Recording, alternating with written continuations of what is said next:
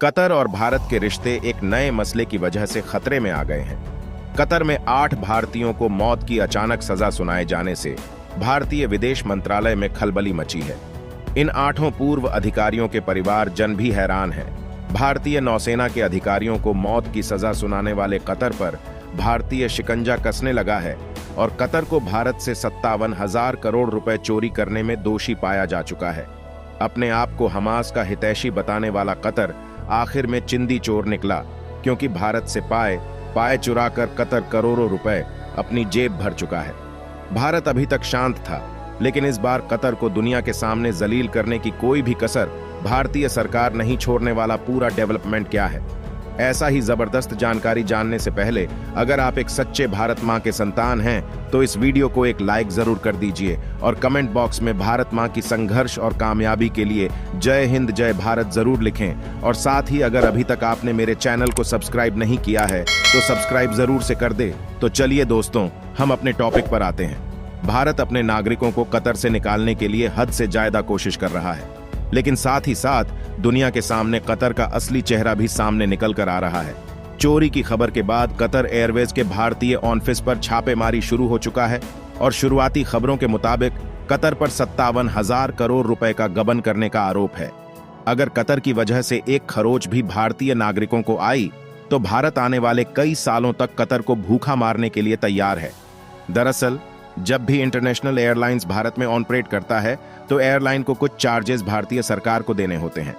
Charges जैसे कि lease, rental group charges और फ्यूल चार्जेस जब भी एयरलाइन इस कीमत को अदा करता है, इन चार्जेस के साथ साथ जीएसटी भी इन कंपनी को देना होता है। कतर एयरवेज के इसी जीएसटी को बचाने के लिए नया हथकंडा अपनाया है। इन सभी चार्जेस और जीएसटी को कतर एयरवेज के भारतीय ब्रांचेस को देना होता है, लेकिन पिछले कई सालों से कतर एयरवेज अपने हेडक्वार्टर से बेस चार्जेस का भुगतान कर रहा था। क्योंकि इनकी भारतीय ब्रांड इन पैसों को भरती तो इन्हें जीएसटी देना पड़ता, क्योंकि पैसा डायरेक्ट कतर से आ रहा है। इस पर किसी भी तरह टैक्स एप्लीकेबल नहीं होता। आपको बता दे, दुनिया में अरब देशों को डेवलप और काफी अमीर देश की लिस्ट में गिना जाता है, लेकिन इस टैक्स चोरी के मामले में सभी अरब देशों की एयरलाइन का नाम सामने आया है। एतिहाद, एब्रेट, एयर अरेबिया और ओमान अरब। अब इसे कोइंसिडेंस नहीं माना जा सकता, क्योंकि जब भारत के नागरिकों की जान खतरे में है तब भारत ने स्ट्रिक्ट एक्शन लिया है। लेकिन यह 57,000 करोड़ रुपए की चोरी नहीं है। फाइनेंशियल ईयर 2013 से 2024 के बीच अभी तक इन एयरलाइन की वजह से करीबन 1,30,000 करोड़ रुपए का नुकसान भारतीय अर्थव्यवस्था को उठाना पड़ा है। अब बात यह आता है, भारत अब किस तरह से पैसे निकलवा सकता है, क्योंकि यह छोटी मोटी चोरी नहीं है। एक तरीका तो यह है कि भारत एल&टी रिपोर्ट के बदले कतर को जाने वाला पैसा रोक ले और इस चोरी के अलावा एक मोटा फाइन कतर पर लगाया जाए। दूसरा तरीका यह है कि जो कुछ सालों पहले पाकिस्तान के साथ हुआ था, जब पाकिस्तान की एयरलाइंस के एयरक्राफ्ट को मलेशियन सरकार ने सीज कर लिया था, जब वादे के मुताबिक पाकिस्तान अपनी डियोज को पे नहीं किया था। तीसरा तरीका है कतर एयरलाइंस के भारतीय एसेट्स को ही बेचकर पैसे को निकलवाए जाए, पर यह सब तरीके तभी आजमाए जा सकते हैं जब कतर अपनी की गई चोरी से मुकर जाएं और भारत को पैसे देने से साफ इनकार कर दे। सीधा मतलब यह है कि किसी और का तीर कतर लेकर बैठा है और अब इसका एक छोर भारत के हाथों में है। अगर कतर ने कोई भी गड़बड़ की तो कतर के साथ जो होगा उसके बारे में आपको बताने की बिल्कुल नहीं है। जरूरत भारत ऑलरेडी कतर का पत्ता साफ करने के लिए कई देशों के साथ अग्रीमेंट साइन करना शुरू कर चुका है और इसके अलावा बायोगैस, सोलर, हाइड्रोजन और बिंड्स प्रोजेक्ट में कई करोड़ रुपए निवेश होना भी शुरू हो चुके हैं। कतर शायद इस बात को भूल चुका है कि जब कतर के पड़ोसी देशों ने इनसे डिप्लोमेटिक संबंध खत्म कर दिए थे, उस टाइम पर भारत ने इस देश को भुखमरी के हाथों में मरने से बचाया था। लेकिन अब यही देश बिना किसी सबूत को दिए भारत के अधिकारियों को फांसी देने की बात कर रहे हैं। कतर भले ही आज एलएनजी का सबसे बड़ा प्रोड्यूसर है, लेकिन भारत भी स्टील की रिफाइनिंग में दुनिया का बाप बन बैठा है। कई बार एक बड़ी घटना के पीछे कुछ ऐसे राज होते हैं जो दिखते नहीं हैं, बस समझने पड़ते हैं। कतर और भारत का विवाद भी कुछ ऐसा ही है। दुनिया ने देखा कि कैसे कतर एक शरिया कोर्ट की तरह काम करते हुए भारत के 8 पूर्व सैनिकों को मौत की सजा सुना दिया और ना सबूत दिए और केस लड़ने का मौका दिया। लेकिन आज आपको एक ऐसा सच दिखाने वाले हैं जिसे देखकर आपको कतर की असली बेचैनी नजर आ जाएगा। कतर पूरी तरह से घबराया हुआ है, क्योंकि भारत ने अफ्रीका के एक देश में ऐसा कदम उठाया है जो कतर को पूरी तरह से बर्बाद कर सकता है। दरअसल भारत ने अफ्रीकी देश मोजाम्बिक के साथ मिलकर एक ऐसा ऐलान किया है जिसने कतर को गद्दारी और सीनाजोरी की सजा दे दिया है, और वह भी सिर्फ 48 घंटों में। भारत ने अचानक इलाके में $20 बिलियन की LNG परियोजना पर काम। इसकी जानकारी और भारत के पेट्रोलियम और नेचुरल गैस मंत्री हरदीप सिंह पुरी ने दी है। लेकिन सबसे बड़ा सवाल यह है कि मोजाम्बिक की इस परियोजना का कतर से क्या लेना देना है।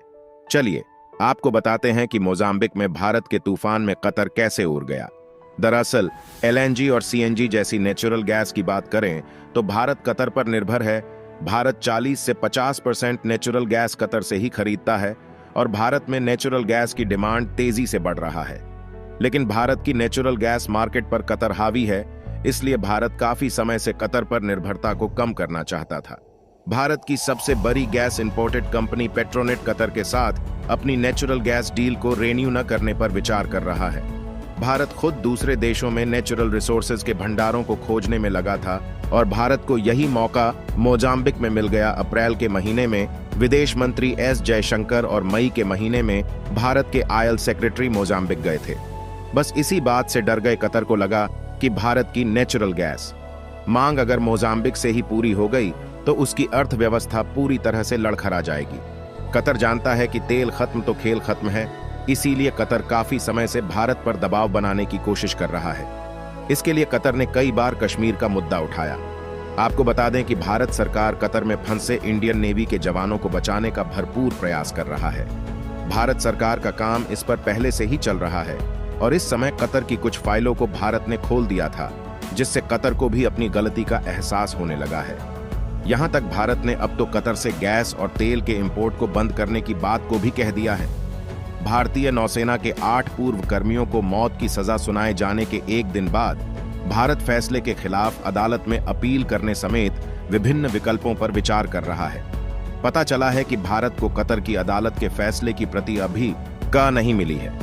अदालत के फैसले पर कतर की ओर से कोई टिप्पणी नहीं की गई है। S जयशंकर ने सोशल मीडिया पर कहा, आज सुबह कतर में हिरासत में लिए गए 8 भारतीयों के परिवारों से मुलाकात की।